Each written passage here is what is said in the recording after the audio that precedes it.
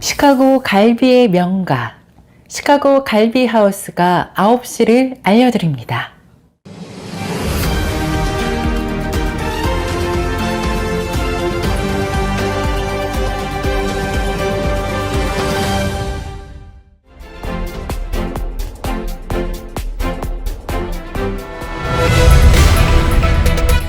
시청자 여러분 안녕하십니까? 6월 16일 월요일 세븐데이즈 헤드라인 뉴스 시작합니다.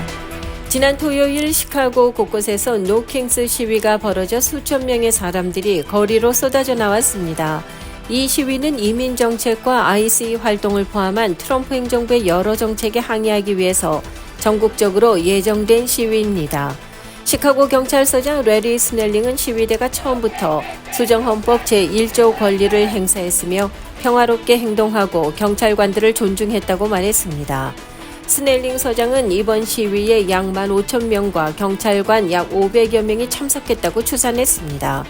스넬링 서장은 경찰관들은 시위대와 도시를 안전하게 지키기 위해 최선을 다했으며 통제불능 없이 진행됐다고 말했습니다. 한편 이번 시위는 시카고 다운타운을 포함해서 네퍼빌에서 올랜도 파크, 노스 서버브 지역의 많은 도시에서 동시에 진행됐습니다. 미네소타주에서 발생한 총격 사건으로 민주당 소속 주 하원 의원인 멜리사 호트먼과 남편이 숨지고 주 상원 의원인 존 호프먼과 아내가 중상을 입었습니다.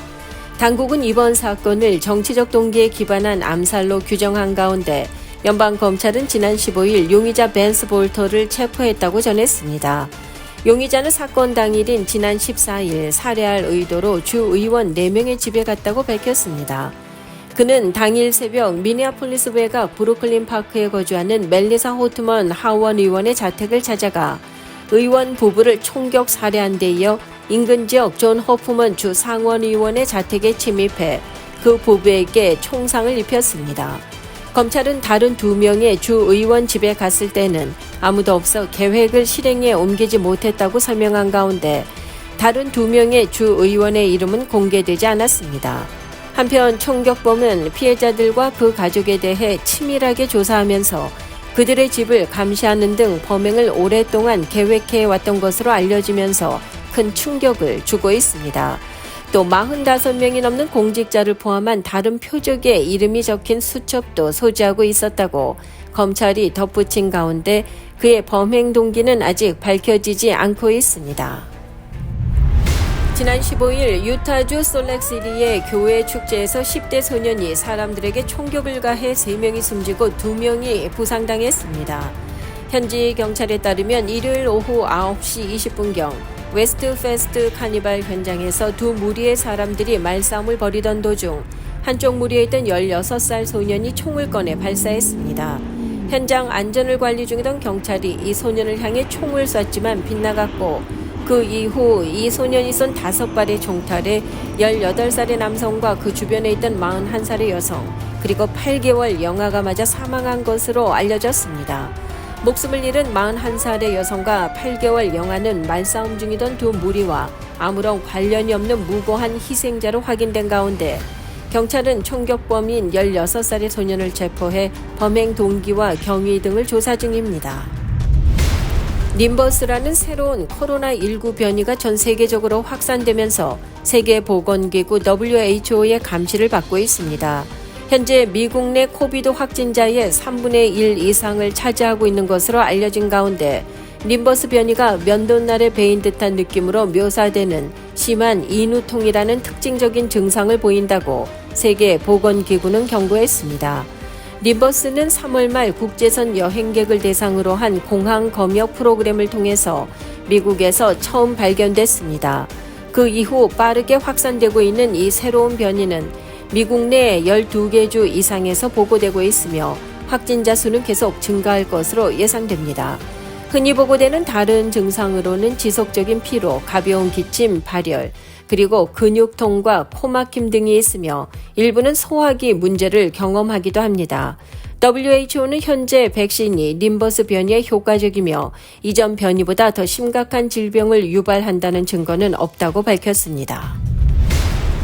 트럼프 행정부의 강력한 이민자 단속의 여파로 라틴계 소비자들이 외출을 자제하고 소비를 줄이면서 미 전역에서 주요 대형 소비재 기업들이 매출 감소에 어려움을 겪고 있다고 월스트리트 저널이 보도했습니다.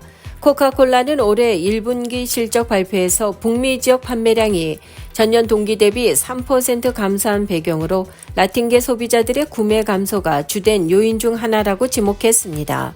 소비재 기업인 콜게이트 팜올리브를 비롯해서 주류 회사인 컨스텔레이션 브랜드, 패스트푸드 프랜차이즈인 윙스탑 등도 앞서 라틴계 고객의 지출 감소로 1분기 매출 하락을 보고한 바 있습니다.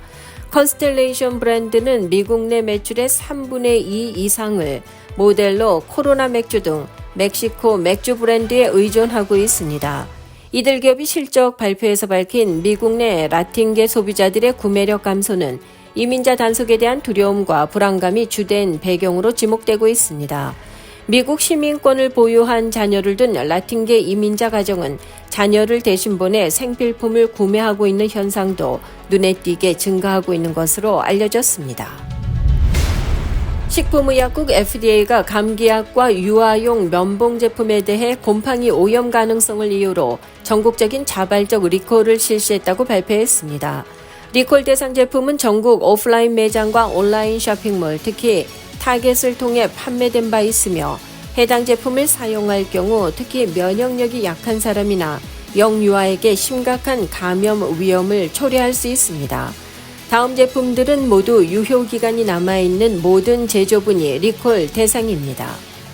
한편 회사 측은 해당 제품의 면봉에 사용된 코튼 성분에 곰팡이가 오염됐을 가능성이 있다고 밝히고 특히 비강 점막에 염증이나 손상이 있는 경우는 제품 사용 시 심각하거나 생명을 위협할 수 있는 감염으로도 이어질 수 있다고 경고했습니다. 도널드 트럼프 대통령 일가의 가족 기업인 트럼프 오르가니제이션이 트럼프 모바일이라는 자체 브랜드로 이동통신 사업에 진출할 것으로 알려졌습니다. 황금색 외관을 띤 트럼프 폰의 출시도 예고된 바 있습니다. 트럼프 오르가니제이션은 무제한 5G 요금제인 47 플랜을 출시할 예정이며 트럼프 모바일은 이동통신 재판매 서비스인 알뜰폰 서비스 업체로 미국 3대 주요 통신사의 통신망을 사용할 것으로 전해졌습니다. 트럼프 대통령이 소유주인 트럼프 오르가니제이션은 부동산 개발과 호텔, 골프장 운영을 주된 사업 영역으로 두고 있지만 최근 다양한 분야로 사업 확장을 시도하고 있습니다. 주로 트럼프 브랜드 제공과 관리 서비스로 수수료를 받는 라이선스 사업 모델을 취하고 있습니다. 그러나 트럼프 오르가니제이션은 트럼프 2기 행정부 들면서 공격적으로 사업 확장을 시도하면서 민주당 등으로부터 이해 충돌 비판을 받고 있습니다. 이상으로 세븐데이스 헤드라인 뉴스를 전해드렸습니다. 시청해주신 여러분 고맙습니다.